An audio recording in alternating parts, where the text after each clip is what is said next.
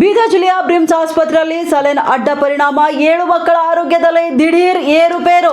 ತಡವಾಗಿ ಬೆಳಕಿಗೆ ಬಂದ ಪ್ರಕರಣ ತನಿಖೆಗೆ ಬ್ರಿಮ್ಸ್ ನಿರ್ದೇಶಕಿ ಡಾಕ್ಟರ್ ಶಾಂತಲಾ ಕೌಜಲ್ಗಿ ಆದೇಶ ನೀಡಿದ್ದಾರೆ. ಆಸ್ಪತ್ರೆಗೆ ದಾಖಲಾಗಿದ್ದ ಮಕ್ಕಳಿಗೆ ನೀಡಲಾಗಿದ್ದ RL-DNS, NS ಮತ್ತು ಐಸೋಲೈಟ್ P ಸಲೈನ್ ರಿಯಾಕ್ಷನ್ ಆಗಿದೆ. ವಿವಿಧ ಕಾಯಿಲೆಗಳಿಂದಾಗಿ ಚಿಕಿತ್ಸೆಗಾಗಿ ಬ್ರಿಮ್ಸ್ ಆಸ್ಪತ್ರೆಯಲ್ಲಿ ದಾಖಲಾಗಿದ್ದ ಮಕ್ಕಳಿಗೆ ಸಲೈನ್ ಏರಿಸಿದ ಕೆಲವೇ ನಿಮಿಷಗಳಲ್ಲಿ ಮಕ್ಕಳಲ್ಲಿ ಕಾಣಿಸಿಕೊಂಡಿದ್ದ ತೀವ್ರ ಚಳಿ, ಜ್ವರ, ವಾಂತಿ ಹಾಗೂ ಸುಸ್ತು. ಕೂಡಲೇ ಸಲೈನ್ ನೀಡುವುದನ್ನು ಸ್ಥಗಿತಗೊಳಿಸಿ ತುರ್ತು ಚಿಕಿತ್ಸೆ ನೀಡಿದ್ದಾರೆ ವೈದ್ಯರು ಹಾಗೂ ನರ್ಸ್ಗಳು. ಇನ್ನು ಮಾರ್ಚ್ 12ರಿಂದ ಮೇ 1ರ ಅವಧಿಯಲ್ಲಿ ಮಕ್ಕಳಿಗೆ ಬಳಸಿದ ಸಲೈನ್ನಿಂದ ಮಕ್ಕಳಲ್ಲಿ ಬಹಳಷ್ಟು ಅಡ್ಡ ಪರಿಣಾಮ ಬೀರಿದೆ. ಜಾನ್ವಿ ಗುಲ್ಶೋಮ್, ಮಾಸ್ಟರ್ ಜೋಹಾನ್, ಸಖೀನಾ ಅಹಮದ್ ನೂರ್, ಅನಯ್ಯ ಬೇಗಂ, MD ಯೋಹಾನ್, ಪೃಥ್ವಿರಾಜ್, ಗೌಸಾಮ್ ಸೇರಿದಂತೆ ಗೌಸಾಮ್ ಎಂಬ ಮಕ್ಕಳಲ್ಲಿ ಸಲೈನ್ ಅಡ್ಡ ಪರಿಣಾಮ ಬೀರಿದೆ. ಇನ್ನು ಅಡ್ಡ ಪರಿಣಾಮ ಬೀರಿದ ಬ್ಯಾಚ್ನ ಸಲೈನ್ಗಳನ್ನು ಉಪಯೋಗಿಸದಂತೆ ಬ್ರಿಮ್ಸ್ನ ನಿರ್ದೇಶಕಿ ಡಾಕ್ಟರ್ ಶಾಂತಲಾ ಕೌಜಲ್ಗಿ ಆದೇಶ ನೀಡಿದ್ದಾರೆ. ಅಷ್ಟೇ ಅಲ್ಲ, ಅದೇ ಬ್ಯಾಚ್ನ ಇತರ ಸಲೈನ್ ಮಾದರಿಗಳನ್ನು ಔಷಧ ನಿಯಂತ್ರಣ ಪ್ರಯೋಗಾಲಯಕ್ಕೆ ಕಳಿಸಿದ್ದಾರೆ ಬ್ರಿಮ್ಸ್ ಆಡಳಿತ ಮಂಡಳಿ. ಸಲೈನ್ನಿಂದ ಅಡ್ಡ ಪರಿಣಾಮಕ್ಕೊಳಗಾದ ಮಕ್ಕಳ ಆರೋಗ್ಯದಲ್ಲಿ ಸದ್ಯ ಸ್ಥಿರತೆ ಕಂಡುಬಂದಿದ್ದು ಆಸ್ಪತ್ರೆಯಿಂದ ಮಕ್ಕಳನ್ನು ಡಿಸ್ಚಾರ್ಜ್ ಮಾಡಲಾಗಿದೆ.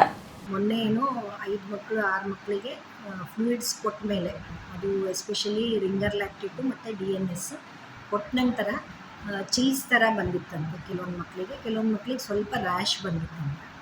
ಸೊ ಆ ಮಕ್ಕಳಿಗೆ ಮೈಲ್ಡ್ ಆ್ಯಂಟಿ ಅಲರ್ಜಿಕ್ ಕೊಟ್ಟ ಮೇಲೆ ಎಲ್ಲರೂ ಉತ್ತಮ ಆರಾಮಾಗಿದ್ದಾರೆ, ಏನೂ ಪ್ರಾಬ್ಲಮ್ ಆಗಿಲ್ಲ, ಡಿಸ್ಚಾರ್ಜ್ ಆಗಿ ಕೂಡ ಹೋಗಿದ್ದಾರೆ. ಅದಕ್ಕೆ ಯಾರೂ ಇದ್ರ ಬಗ್ಗೆ ಜಾಸ್ತಿ ಗಾಬರಿ ಆಗೋದು ಬೇಡ ಅಂತ ನನ್ನ ಕಡೆಯಿಂದ, ನಮ್ಮ ಇನ್ಸ್ಟಿಟ್ಯೂಷನ್ ಕಡೆಯಿಂದ ಕೇಳ್ಕೊತೀನಿ. ಆ ಬ್ಯಾಚ್ ಏನಿದೆ ಅದನ್ನು ನಾವು ಆಲ್ರೆಡಿ ಸ್ಟಾಪ್ ಮಾಡಿದ್ದೀವಿ. ನಮ್ಮಲ್ಲಿ ಫಾರ್ಮಕೋವಿಜಿಲೆನ್ಸ್ ಕಮಿಟಿ ಇದೆ, ADR adverse drug reaction committee, which is constituting of the HODs of various departments and some of the associate professors. That is called as casualty assessment committee.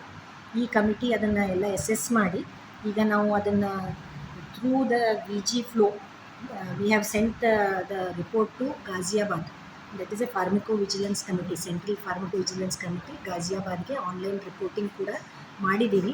ಆಮೇಲೆ ಆ ಬ್ಯಾಚ್ದೇನು IV fluids ಇದ್ದಾವೆ ಅದನ್ನು ತೊಗೊಂಡು ನಾವಿಲ್ಲಿ ಟೆಸ್ಟಿಗೆ ಕೂಡ ತೊಗೊಂಡಿದ್ದೀವಿ. ಅದನ್ನು ಮೈಕ್ರೋಬಯಾಲಜಿ ಲ್ಯಾಬಿಗೆ ಕೊಟ್ಟು ಅದು ಅಲ್ಲಿ ಏನಾದರೂ ಗ್ರೋತ್ ಬರುತ್ತೆ, ಏನೋ ಕಂಟ್ಯಾಮಿನೇಷನ್ ಇದೆ ಅಂತ ಅದನ್ನು ನೋಡ್ತಾ ಇದ್ದಾರೆ.